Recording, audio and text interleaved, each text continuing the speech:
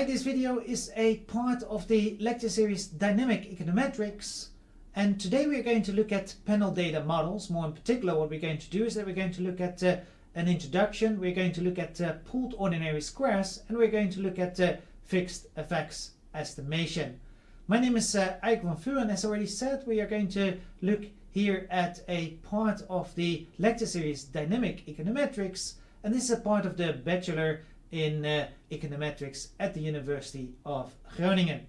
Well, as I already said, today we're going to look at panel data analysis, but before we're going to do that, we would like to give you a little bit of an overview, or I would like to give you a little bit of an overview of well, what we have done so far, not just in this lecture series, but in any other kind of lecture series that you already have seen before.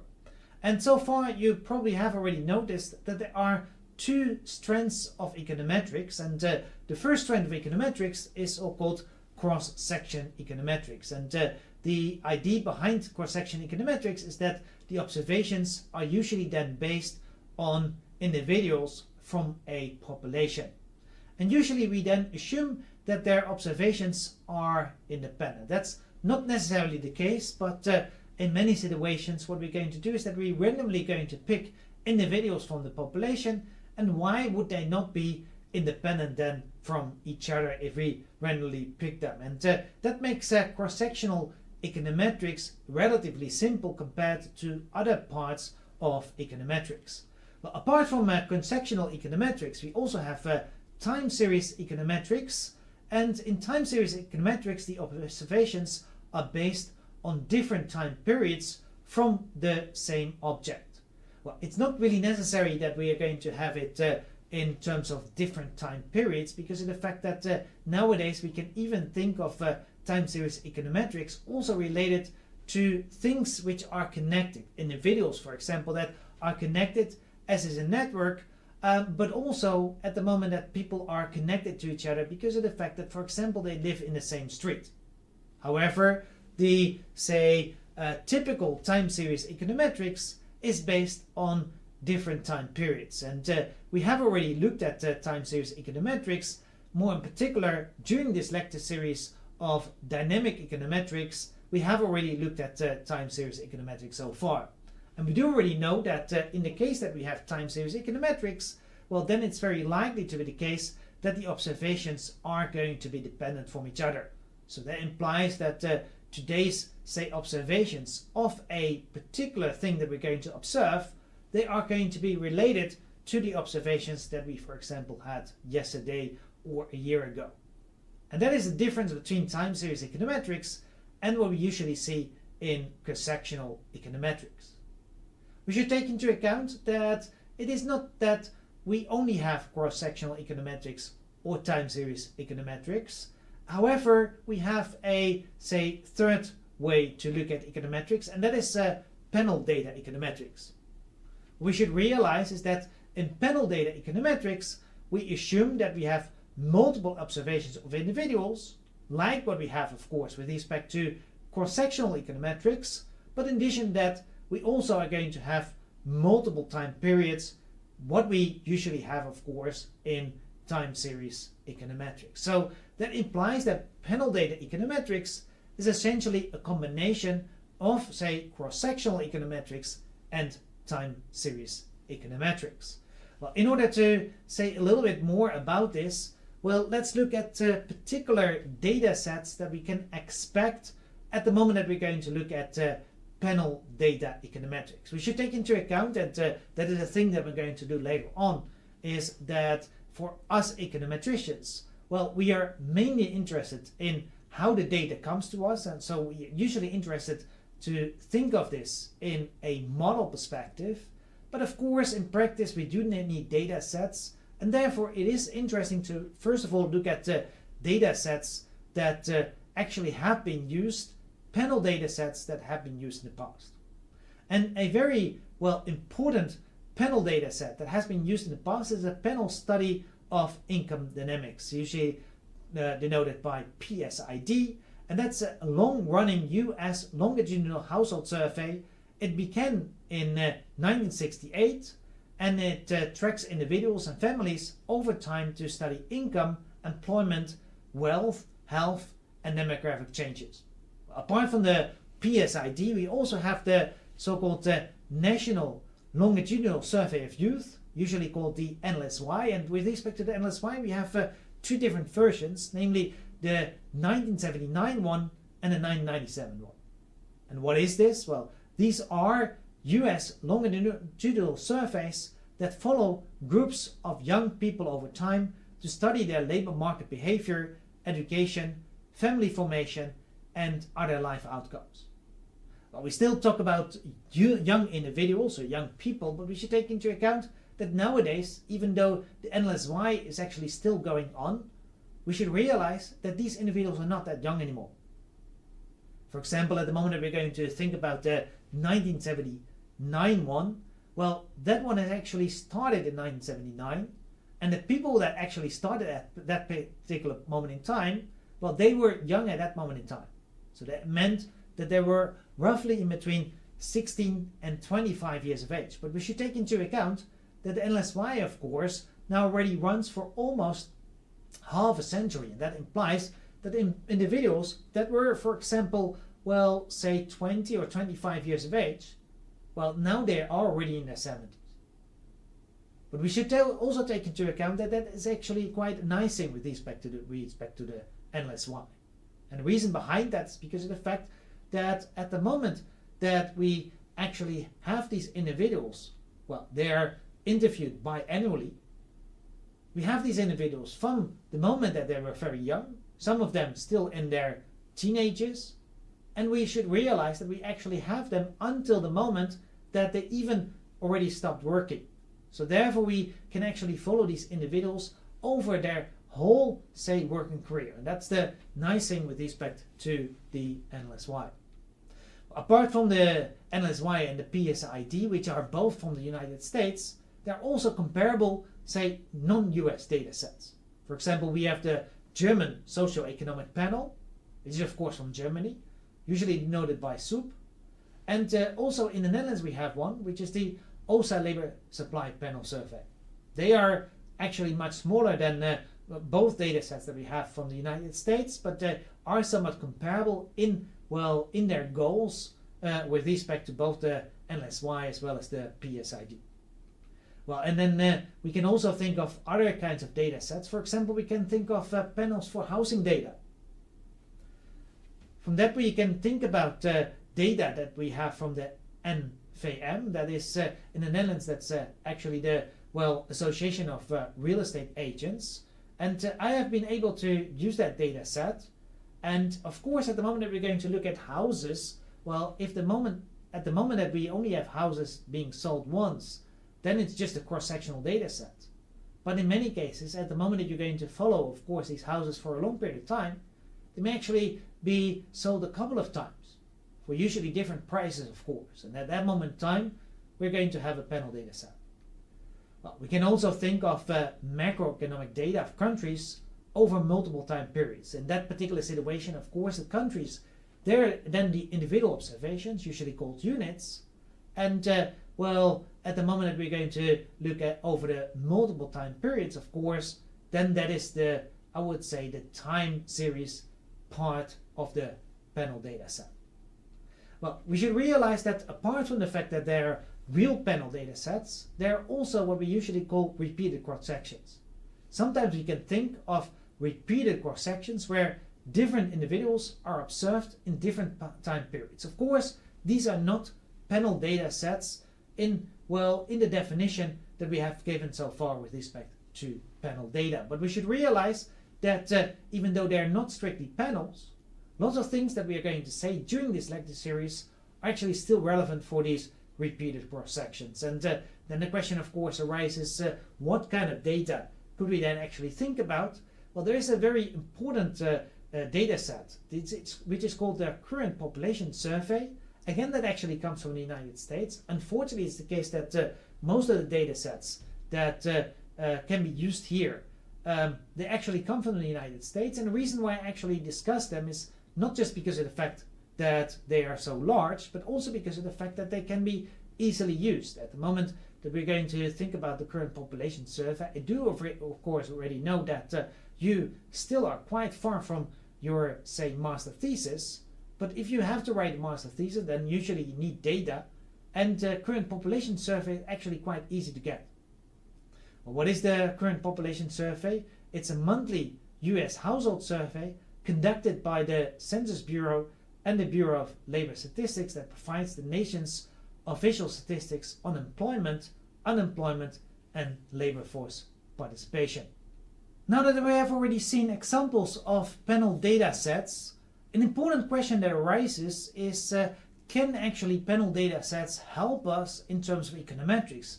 Another question that we can ask is can we do things in terms of panel data sets that we can actually not do at the moment that we have cross-sectional or time series data sets? And in order to answer that particular question, it is important to think of a very simple example. Suppose that we have the following example. We ask students after the exam how many hours they spent on studying for the exam. We would like to relate this question to the grade in order to find out whether and by how much students' grades are determined by their study time. That's of course interesting because of the fact that at the moment that we actually do see that there is a causal relationship between study time on the one hand and grades on the other hand, well, then we can actually advise students to study a little bit more, at least at the moment that the relationship is going to be positive.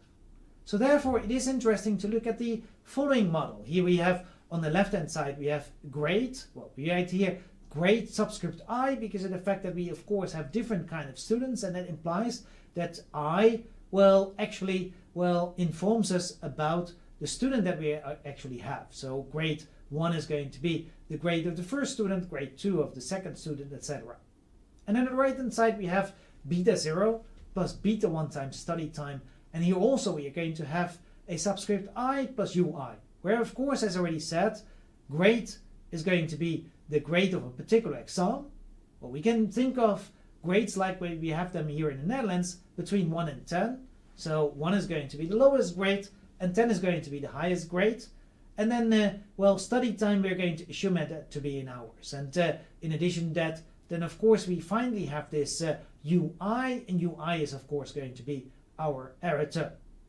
And as already said, then what we can do is that we can then run a regression of grade on study times, and we would like to then estimate beta 1, and at the moment that we do actually see that beta 1 is going to be positive and it's going to be large, well then at that moment in time it means that study times, or at least we expect study time to have a positive impact on the grade of the student. However, we should realize that there is a problem. And the problem is here with respect to indigeneity because of the fact that we can expect that study time is going to be endogenous. And the reason behind that is because of the fact that it is possible that students that already know that they are going to fail for their exam anyways, well, you can ask yourself the question, why did they actually then go to the exam? But, these students actually may not put that much effort into the exam. So they will not study that much because of the fact that they're going to, fail anyways. Which of course means that at the moment that we go back to this model that we have over here, it means of course that at the moment that we have a very bright student, that bright student will put quite a lot of effort in study time because of the fact that, in studying, because of the fact that that student knows that the more he or she is going to study, the higher will be the grade. However, a student which is not so bright, he or she is not going to study that much, and therefore, we will actually see that that particular student is going to fail, but that student most likely would have failed anyways. But it means, of course, that we're going to see that, say, those that actually study a lot, they actually have high grades, but that's not because of the fact that studying themselves make them having higher grades, but it's just because of the fact that the people that actually study a lot, they're brighter, and therefore they're going to get higher grades, rather than really studying itself actually will give us the higher grades. We are interested, of course, in how much studying itself is going to increase the grades of students, any kind of student, but here we just see that, study time actually is, related to how bright the student actually is. Well, it doesn't have to be that like that, because of the fact that it could also be the other way around. It could of course also be possible that very bright students, they already know that they're going to pass the exam anyways, and therefore they will not study that hard. So in that particular situation, it would even be the other way around, because of the fact that then we will actually see that not that great students, not that bright students, well, they will actually study a lot, because of the fact that by studying a lot, they can have at least a passing grade. However, at the moment that we're going to look at the students that are actually very good, they're very bright, they will not study, or they will not study that much, and therefore their study time will be very low, and they will still have very high grades, not because of the fact that they studied so little, but simply because of the fact that they were very bright. So then at that moment in time, even in the case that for the individual student, it is the case that the more they study, the higher going to be the grade, then we might actually find it even the other way around at the moment that we're going to look at this particular regression, simply because of the fact that we see that the brighter students, they actually study much less, and then we do see that, well, the less you study, the less study time you actually have, the less hours you put into this exam, the higher is actually the grade. That's not because of the fact that, well, studying less makes your grade to be higher, but it just means that those people that do not study that much, well, they're bright students, and therefore they would have had high grades anyways. So we should realize that there is an indigeneity problem, and take into account that this indigeneity problem is of course related to the fact that the error term, our UI, which essentially among other things is going to be related to how bright a particular student is. The higher the UI is, the highest of course is going to be the grade for any kind of study time, and that means that that is related to the brightness of the student. Well, that UI may be correlated to the study time, as I just explained. Well, we do already know that this is an indigeneity problem, and well, we do already know as well that at the moment that we have an indigeneity problem in general, then we are going to get, well, at least ordinary least squares is going to give us inconsistent estimators. Well, we do already know as well that there is a method that is going to help us here, and that is two-stage least squares. Two-stage least squares is a very general method in order to help us in the case that there is an indigeneity problem. That means that we need an instrument. In our case, that would imply that we need in fact an instrument that is having an impact on study time. So it's going to, well, have it's correlated to study time, but it doesn't really directly affect the grade. It doesn't actually affect how bright a particular student is. So it doesn't affect UI, so therefore it doesn't directly affect the grade, apart of course from the study time. Well, take into account that finding an instrument in this case is going to be really, really hard. And the reason behind that is because of the fact that we should realize that, well, the larger is, well, we should realize that individuals, at the moment that they're going to, well, decide about their study time, students, they can decide about the study times themselves, and we should realize that at the moment they decide about their study times, they already take their expected grade into account. And therefore, it's going to be very, very hard to find an instrument that is going to have an impact on the study time itself, but not directly on the grade. And therefore, at this moment in time, two-stage least squares, even though it could actually work if you have the correct instrument, it would, in this case, be very, very hard because of the fact that it's going to be very, very hard to find the correct instrument. So an important question now arises, can we do something else? Well, at this moment in time, with respect to the model that we have so far, we cannot do that much else. But suppose now that we're going to make the example a little bit different. Now suppose that instead of having just one result, we have more results. We actually have 5 results of identical exams. Well, identical maybe is not the right word in this particular case, because of the fact that at the moment that students of course have to make exactly identical exams. Well, then maybe they may actually fail on the first one, but on the other ones they will actually be able to get very high grades because of the fact that they have already seen that exam. But let's assume that we have at least exams that are very highly related to each other. In that sense, I always remember, well, my, say, own studies that I actually had were in the 90s, where I actually did, when I was a first-year student in econometrics, I had to do a calculus course. And during that calculus course, every week, we had to make an exam on Monday morning at 8 or 9 o'clock in the morning. And that was about calculus, of course, but every time it was about something else related to calculus. Of course, these are very highly related exams. If you're very good in, say, one exam, then probably you're also very good in the other exam, but take into account that they're still a little bit different in terms of the grades that you can actually have. And of course, you should also take into account that every kind of exam, well, needs its own effort. Well, let's assume that we have 5 of these identical exams. And, well, we are going to then rewrite a little bit the outcome variable, because of the fact that now in this particular situation, what we can do then is to write now the grade. Well, still we are going to have subscripts, but now we are going to have 2 subscripts instead of 1. We are going to have now, apart from subscript I, we also have a subscript T. And grade IT is now going to be the Tth grade of student I. That means, of course, that grade 1.1 is going to be the first grade of the first student. Grade 1.2 is going to be the second grade of the first students. That is different, of course, from grade 2.1 because of the fact that that's the, say, first grade of the second student. It implies that we can now rewrite our model a little bit. It implies that now what we're going to get on the left-hand side is grade IT instead of grade I. And on the right-hand side, we're going to have beta 0 plus beta 1 study time IT plus UIT. Still, we're going to assume that, and that's a thing that we already did before, that at least the mean of UIT is going to be equal to 0.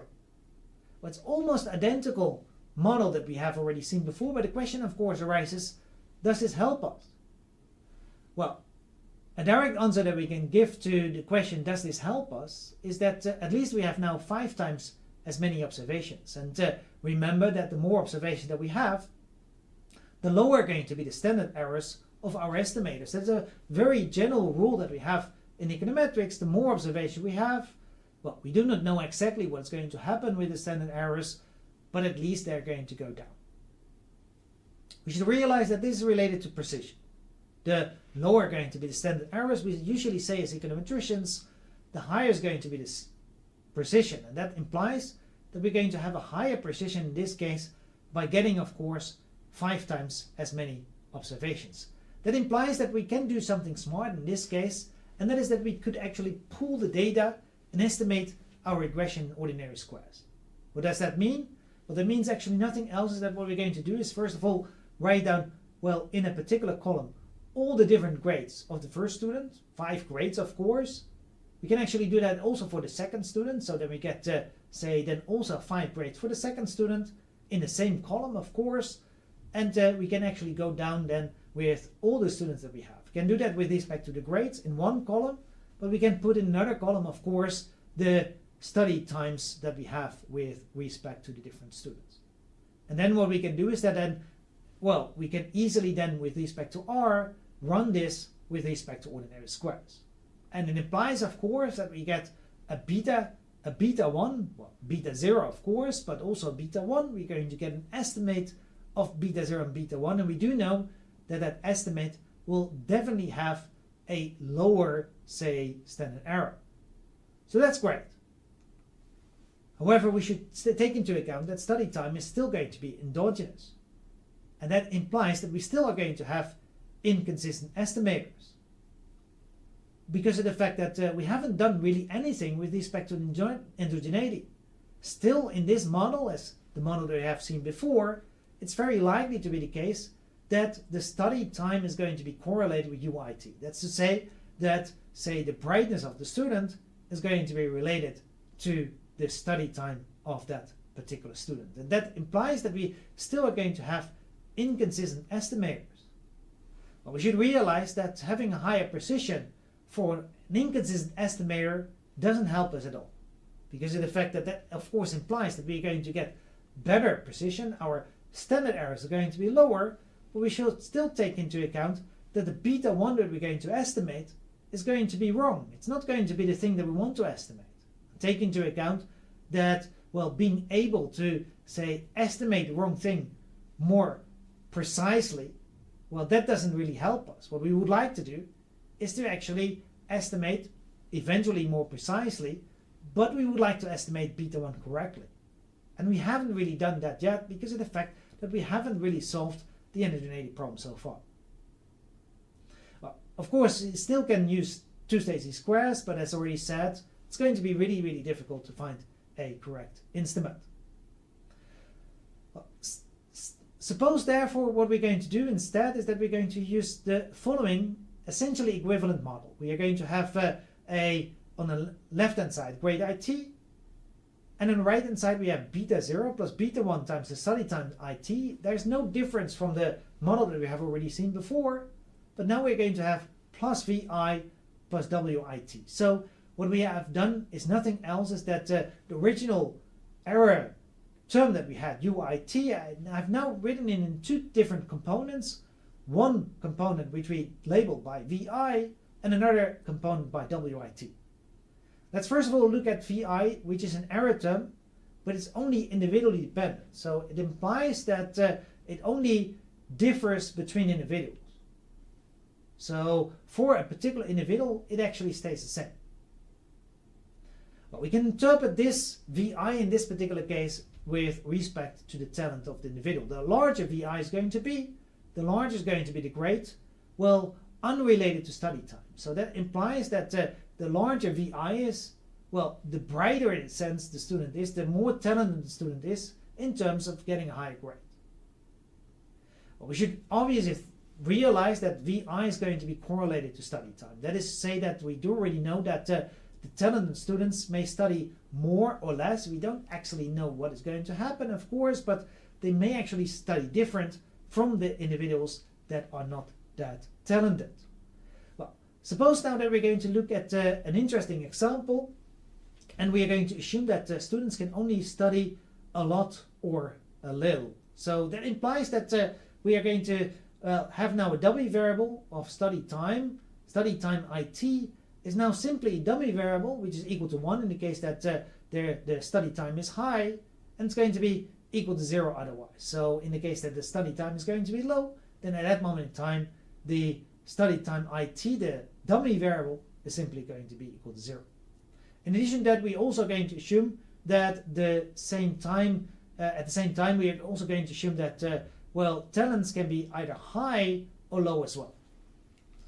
And suppose that we are going to denote, at the moment that we have a high VI, we are going to denote it by V1 for high talents, and we are going to denote VI equal to V0 in the case that we have low talent. So that means, of course, that given the fact that the higher the talent is, the higher is going to be VI. Well, that means, of course, that at that moment in time, we are going to assume that V1, of course, is larger than V0. So that implies that well, individuals with high talents, they are going to receive higher grades than, well, individuals with low talents for the same amount of study time, because of the fact that, as we have already seen over here, the larger VI is going to be, the larger going to be the grade, even in the case that you are going to keep the study time the same. Well, what does that mean? Well, based on this particular model, what we can do is that we can then look, for example, at the mean grade that individuals have.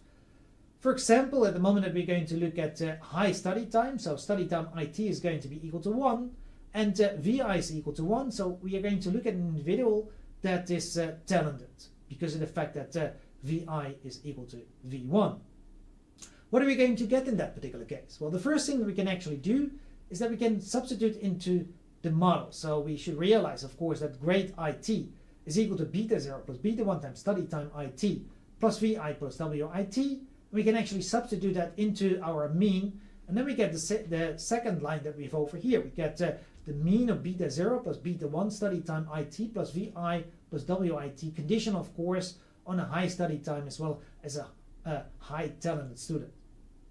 Well, this is, of course, a mean of a sum. We can write that as a sum of means. So therefore we can write that as the mean of beta 0 plus the mean of beta 1 study time IT plus the mean of VI plus the mean of WIT. Then we get all these means over here. Take into account that we can already rewrite this a bit because of the fact that taking the mean of a beta 0, given the fact that beta 0 is a constant, it's not random, so therefore we can just write it as beta 0 itself, and we can also take the beta 1 already out of the mean, as I actually have already done over here. Well, we can do even more than that because of the fact that one thing we can immediately realize is that, for example, at the moment that we're going to look at the mean study time, well, even though study time by itself is of course random, we condition here on the fact that study time must be equal to 1. So that means that we do know that if, well, we only look at the, say, the average or the mean over, say, students that have a high study time, well, then the study time, of course, is going to be high among those students. So study time is going to be equal to 1 in that case. So that means that this mean, first mean, the mean study time, conditional on study time equal to 1 and VI equal to V1, well, that is simply equal to 1. Well, in the same way, we can actually look at the mean of VI. You should realize that here we have the mean of VI, conditional on VI equal to V1. V1 is non-stochastic. So therefore, we should realize that that mean is simply equal to V1 itself. And finally, the mean of WIT, we can assume that to be simply equal to 0, as we typically do at the moment that we're going to look at the regression analysis. So that implies that we can write this whole mean that we have over here as beta 0 plus beta 1 plus V1. So that is the mean grade that we expect from, say, students that are talented and at the moment that they have a high study time. We can of course also look at the same mean grade, but now in the case that we have still talented students, but in the case that they do not study high, but they actually are going to have a low study time. Well, then we get the mean grade of, say, conditional on study time equal to 0 and VI equal to V1. Well, I can go here a little bit more quickly. That of course gives us the mean of beta 0 plus beta 1 study time IT plus VI plus WIT. That's of course a mean of a sum. That's sum of means, so therefore we are going to get all these means that we have over here. Well, the first mean of study time in this case is not equal to 1, but it's equal to 0 because of the fact that study time is here equal to 0. The second mean that we have with respect to the mean of VI, conditional on study time equal to 0 and conditional on VI equal to V1, that's still equal to V1 of course. And the last mean that we have over here is still equal to 0, which implies that the mean grade that we're going to get, conditional on a low study time and a still talented student, is then of course equal to beta 0 plus V1. Well, we can do exactly the same with respect to the low talented students. Well, that I leave up to you to actually find out how to actually do that, but it's not so difficult to see that then the grade of the low talented student at the moment that they're going to study a lot is equal to beta 0 plus beta 1 plus V0, and at the moment that we're going to look at say the same kind of student, also low talented but now studying little, then at that moment in time that mean grade is equal to beta 0 plus V0. Now let's make this example even a little bit richer by introducing some numbers to it.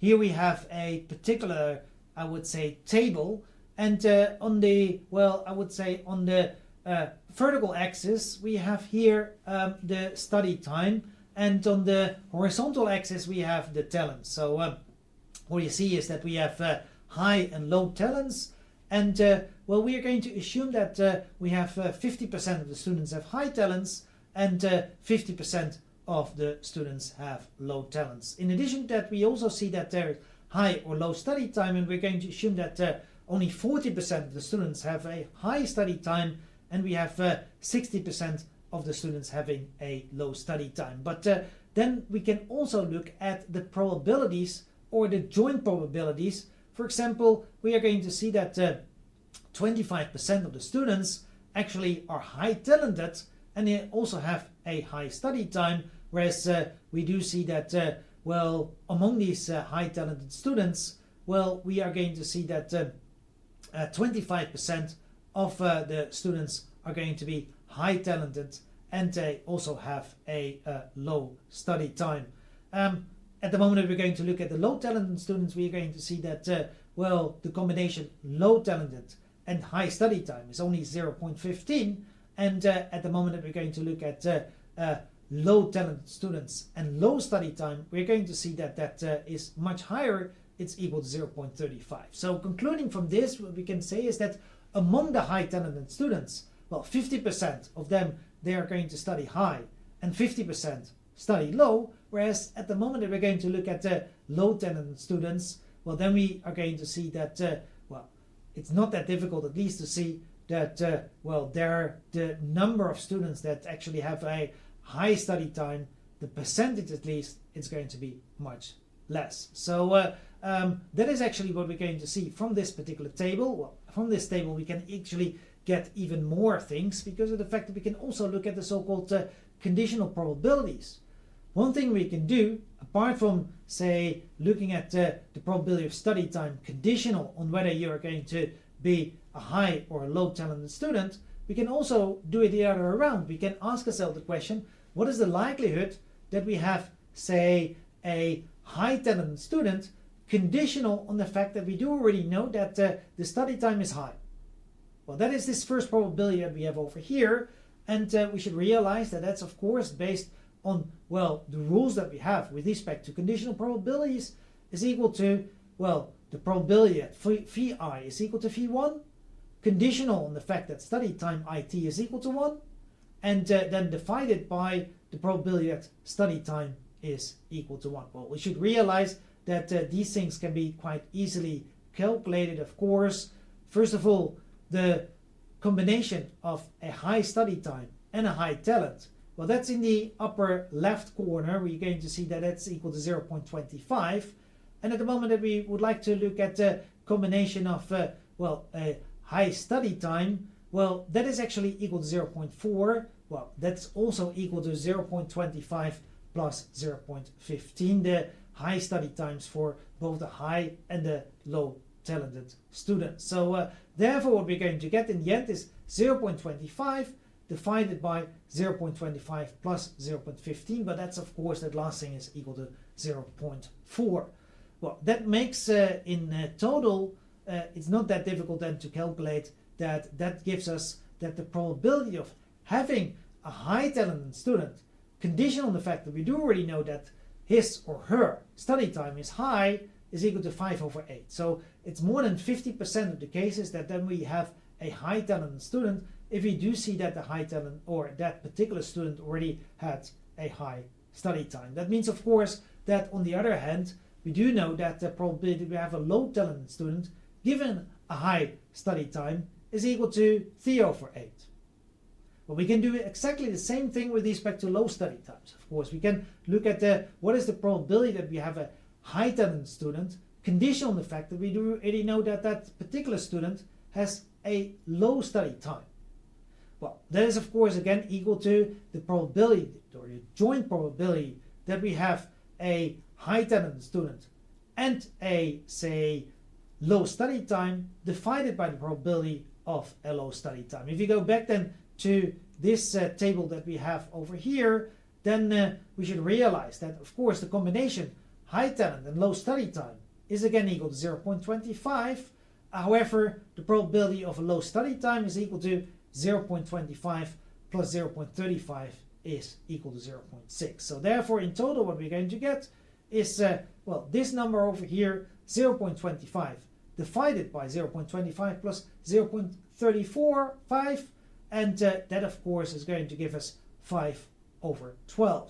So that means that, well, this is of course a little bit below 50%, so therefore it is more likely to actually have a low talented student than a high talented student in this particular case, at the moment that you already know that the study time is low. It implies of course as well that, well, the probability that we have a low talented student conditional on a low study time is equal to 1 minus 5/12, and that's 7/12, and that of course again is now is more than 50%. Well, based on this we can even do more, because of the fact that then we can even look at the mean grade conditional on the fact that we have a high study time. So we can look now at what is the mean grade among those individuals that have a high study time, those students that have a high study time.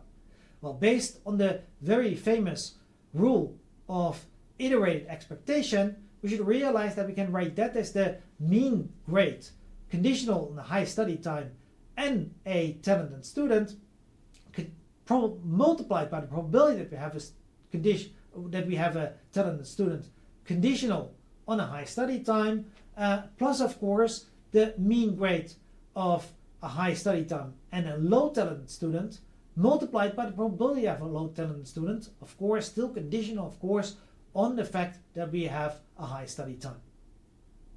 Well, based on all the things that we have calculated so far, we can actually calculate this mean grade conditional on a high study time, because of the fact that first of all we should realize that well, the say mean grade conditional on a high study time and a high talented student that we have already calculated. Well, for that I actually have to go back all the way here. It is equal to beta 0 plus beta 1 plus v1. Well, we can do exactly the same of course with respect to the mean grade of a low study time and a high talented student. That's equal to beta 0 plus v1. And we do already know also these probabilities that we have over here. So therefore in the end what we're going to get is 5 over 8 times beta 0 plus beta 1 plus v1 and plus 3 over 8 times beta 0 plus beta 1 plus v0.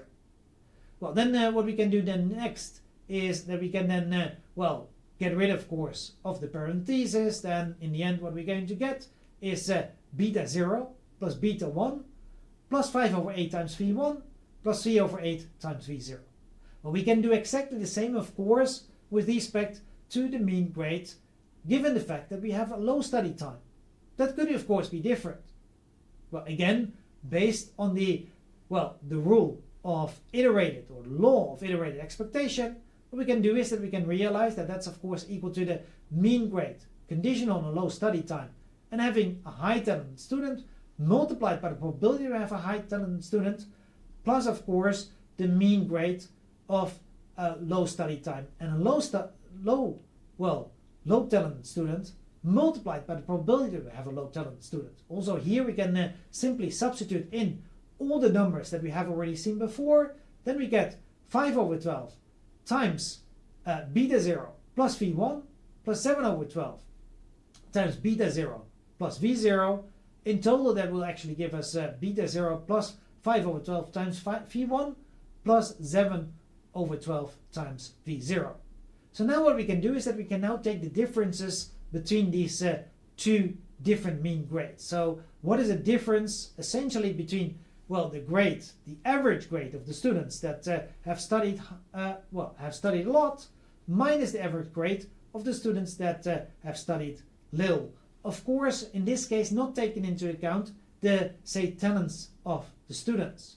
Well, in that particular situation, what we're going to get is simply the difference between the two numbers that we have on this slide, and that will give us, well, beta 0 plus beta 1 plus 5 over 8 times v1 plus 3 over 8 times v0 minus beta 0 minus 5 times 5 over 12 times v1 minus 7 over 12 times v0. Well, what we can do is that we can get rid of the beta zeros, of course. We still get the beta 1, but in addition to that we also get 5 over 24 times v1 minus v0.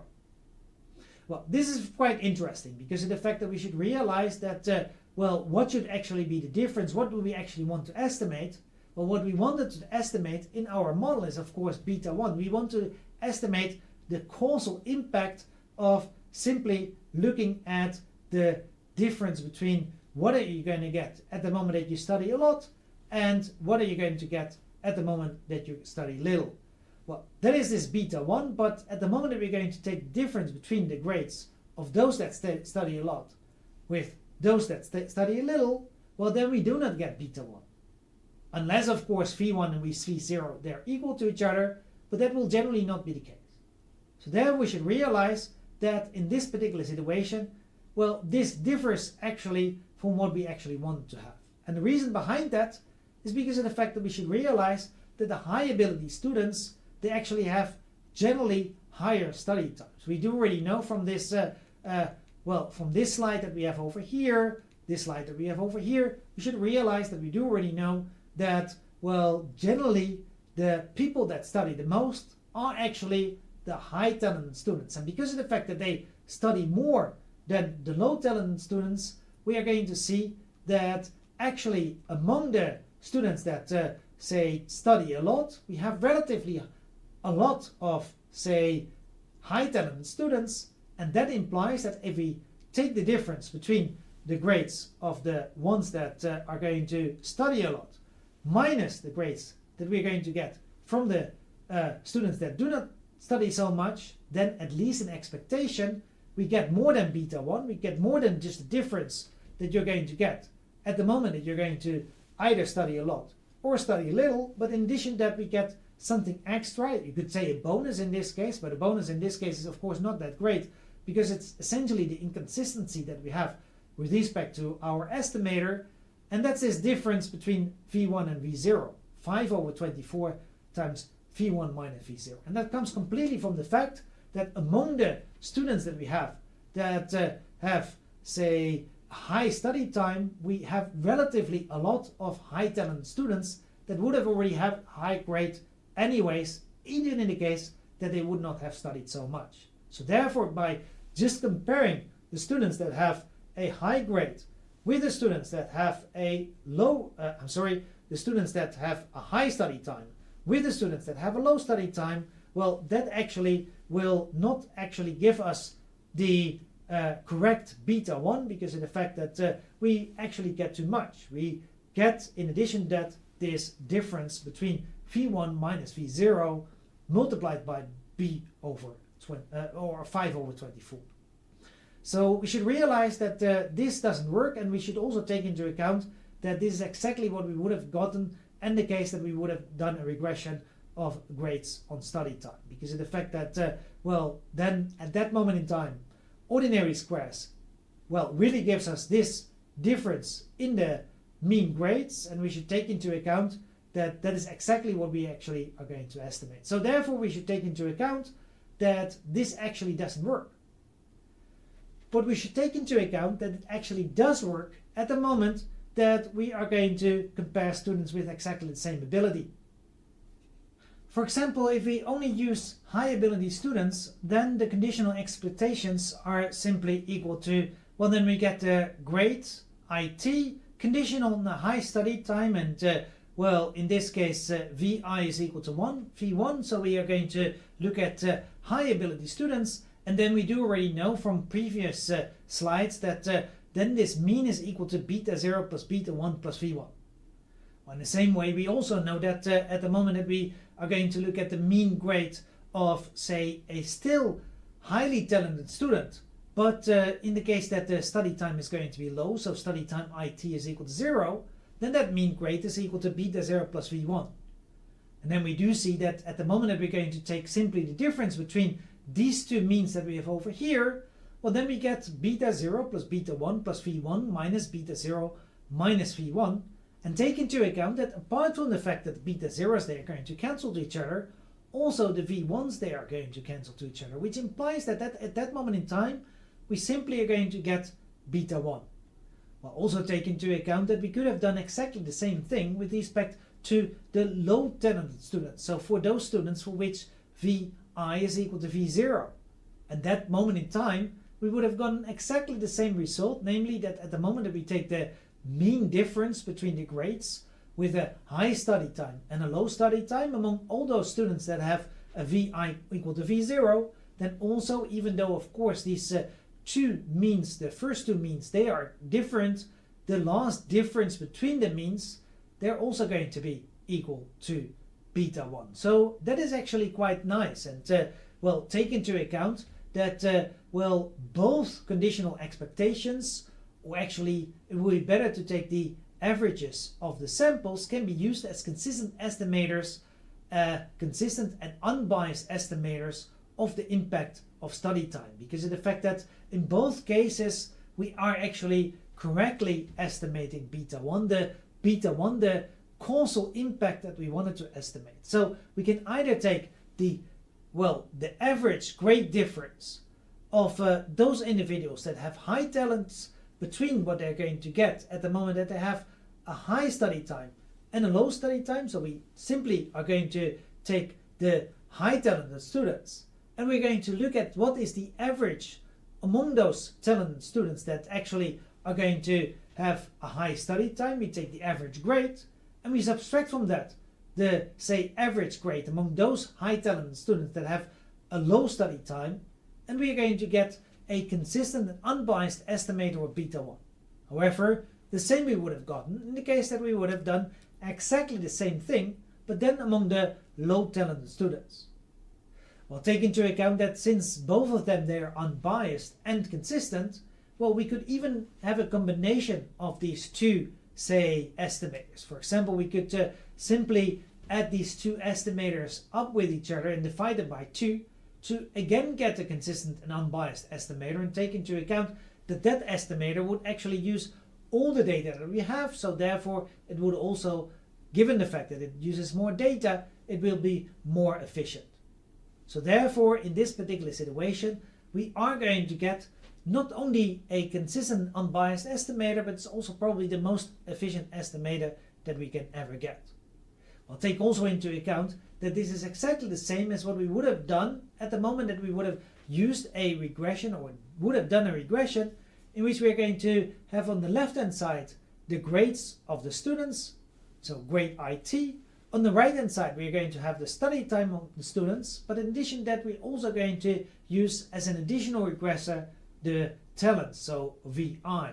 So that implies we're going to get two different regressors, not just one. It's going to be, apart from the study time, we're also going to include the talents of the students. But take into account that this and also the other two methods that I just described, we are going to assume here that we actually do know the talents of the students. Well, we should take into account that that is not a very reliable assumption. I already teach econometrics for, well, about 25 years, and well, I have to realize that I can actually not tell from the students whether they are going to be very high talented or very low talented students. So therefore we should take into account that generally it is impossible to know for sure whether a student is high talented or low talented. So therefore this actually doesn't work. So therefore we need to look at an alternative approach.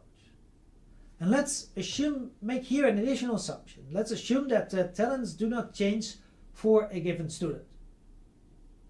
Well, then what we can do is that we can denote the talents of a particular student I simply by VI. Whatever that is, that doesn't matter in this case. That can be a high talent or a low talent.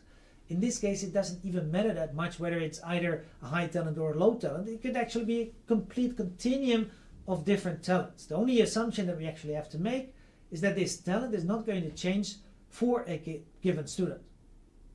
Then at that moment in time, we can at least calculate the mean grade of that particular student at the moment that that particular student would have had a high study time. So that gives us the mean grade IT, conditional on study time equal to 1, and VI equal to little vi. What is that? Well, again, what we can do is that we can substitute in the model, then we get the mean of beta 0 plus beta 1 study time IT plus VI plus WIT, of course conditional on the high study time, and VI equal to little vi. This is a mean of a sum, that sum of means of course, so that we are going to get beta 0 plus beta 1 times the mean study time, and then conditional of course on all those things. In addition to that, we are going to get the mean of VI, also conditional on a study time equal to 1 and a VI equal to little vi, and finally we get the mean of WIT. Well, take into account that as we have already seen before, well, the mean study time, even though it is stochastic, conditional on study time equal to 1, well, that's simply equal to 1. In addition to that, the mean of VI, conditional on VI little equal to little vi, well, that's simply equal to little vi. Again, the mean of VI itself, large VI is stochastic, but given the fact that we already conditioned on the large VI to be equal to little vi, something deterministic, it's just VI itself, little vi itself. And then finally, of course, the mean of WIT, well, that's equal to 0. So therefore, in total, what we're going to get is beta 0 plus beta 1 plus VI. Well, in the same way, we can do exactly the same thing at the moment that we're going to look at the situation in which we're going to look at the mean grade, but now for the same student, but not in the case that there is a high level of study effort, but now study time is 0, it's low. Well, then at that moment in time, we can now go a little bit faster, but again, we're going to get then, of course, the mean of beta 0 plus beta 1 times study time IT plus VI plus WIT. Again, this is of course a sum of means. We get now all these means that we have over here, but the main difference now is that the mean study time, conditional on study time equal to 0, that's of course equal to 0. All the other things are still the same. The mean W of WIT is equal to 0, and the mean of VI, conditional on VI equal to little vi, is simply equal to little vi. So therefore, in total, what we're now going to get is that the mean grade, conditional on a low study time and conditional on the fact that the talent is equal to little vi, is equal to beta 0 plus vi. If we now take the difference between these two things, we get beta 0 plus beta 1 plus vi minus beta 0 minus vi. Well, now again, the beta 0s, they are going to cancel each other, but also the VI's are going to cancel to each other. So we should take into account that now what we are going to get is again beta 1. And take into account that this actually doesn't depend on, in fact, the talent of the particular individual. It doesn't really matter whether we now have a high talented individual or a low talented individual, because of the fact that actually the talent of the individual, it actually cancelled out. So therefore, we actually do not have to know the talent of the individual. Whether it's high or low, it doesn't actually matter, as long as we take the differences in the means between a high study level and a low study level of one particular student. Then we do already know that the mean, the expected value of this difference is equal to beta 1. So that's great, of course. So that implies that one thing we can simply do in this particular situation is take the, say, average of the grades of a particular individual, in the case that that particular individual has a high study effort, and we are going to subtract from that the mean grades, the average grades, in the cases that that particular individual had a low level of study time. And then at that moment in time, we do already know that we get an unbiased and consistent estimator. And the only necessary assumption in this case is that talents actually do not differ between time periods for the same individual. Take into account that, for example, in my case, when I was actually a first year econometrics student, having calculus classes and every week I had an exam, well, take into account that for that particular situation, it's very likely to be the case that the talents actually don't change over time in such a short period of time. It's not that likely that a particular student that wasn't that bright in the first week is going to be a very bright student in the second week. So therefore, in this particular situation, it's not such a strange assumption to assume that at least that the VI's, they're not going to change over time. And it implies that the only thing that we actually need to do is that we have to take the differences in terms of averages of a particular student, of the average in the case that that student had a high study time, minus the average of the grades in the case that that particular student had a low study time, and we get actually a consistent and unbiased estimator of our beta 1. But take into account that there are still two related problems with respect to this particular estimator. First of all, well, suppose that the student always has high levels of study times or low levels of study time. Well, then we of course have a problem, because of the fact that suppose, for example, that we're going to have a student that always has a high study effort. Well, then of course taking the average over the grades in the case that there's a high study effort is not a problem, because of the fact that that's all the 5 grades that we have, but we have no grades for the low study efforts. So therefore we can actually not calculate that. That's of course problematic.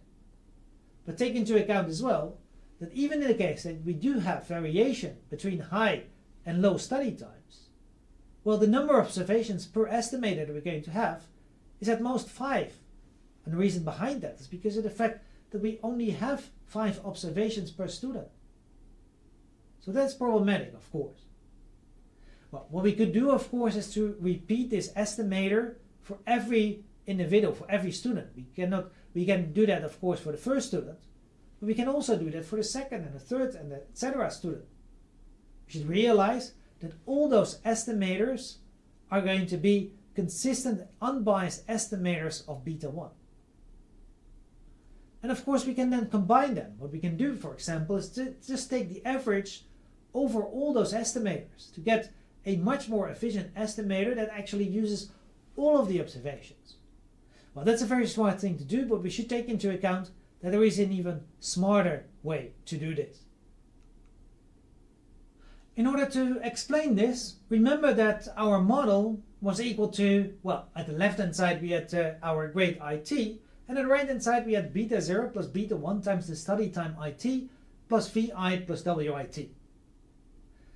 Well, one thing we could do is that we can take the average over all the observations for a particular student or a particular individual. What we then get at the left hand side is that we get the average grade that we denote here by the grade overline.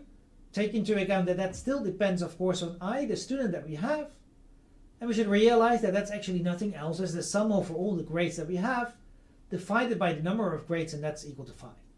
So therefore we get here the grades, the sum over the grade ITs, and we divide by 5. Well, take into account that we can rewrite this a little bit. One thing we can do is that we can simply substitute it into the model. So therefore we can rewrite the grade IT as being equal to beta 0 plus beta 1 times the study time IT plus VI plus WIT. This is of course nothing else as a sum over, say, another sum. So therefore we can write this as, well, a couple of different sums. These sums that we have over here. Take into account that even though these are all sums, we can actually rewrite this quite a little bit because of the fact that, for example, at the moment that we're going to look at the first sum, well, that one has a sum over beta zeros, but take into account that the beta zeros, they are all the same. So therefore taking the average over the beta zeros is just beta 0 itself. The same is true at the moment that we're going to look at the sum over the VIs. Even though, of course, the VIs, they differ between the students, actually for one particular student, they're always the same. They're always equal to VI. So therefore taking the average over VI is just VI itself. So that's the first thing we can actually realize. Another thing that we can realize is that, well, in the second sum that we have over here at the right hand side, we can take the beta 1 out because of the fact that it's always the same. And finally, well, the final sum that we have, well, that's actually nothing else than the average over the WITs that we can write as WI over line. So therefore we can rewrite this average grade as all these terms that we have now here at the right hand side. And then finally take into account that, well, the sum over the study times divided by 5, that's just equal to the average study time of a particular student. So there we can write that as, well, study time or overline study time I. So therefore in the end what we're going to get is the average grade of a particular student is equal to beta 0 plus beta 1 times the average study time plus VI plus, of course, the average that we have with respect to our error term. What we can do now is that we can take the differences between these two, say, terms that we have at the left hand side. We can take the difference between the grade IT and an average grade. Well, that's of course nothing else as the difference in terms of what we have in terms of the first two equations that we have on this slide on the right hand side. So there we get beta 0 plus beta 1 times the study time plus VI plus WIT, just the model.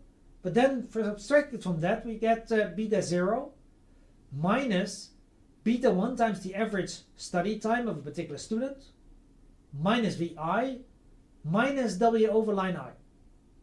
We'll take into account that here not only the beta zeros they are going to cancel to each other, but also so are the VIs. So therefore in the end we only get these four terms that we have over here: beta 1 times the study time plus WIT minus beta 1 times the average study time of a particular student minus WI, so the average of over the W's.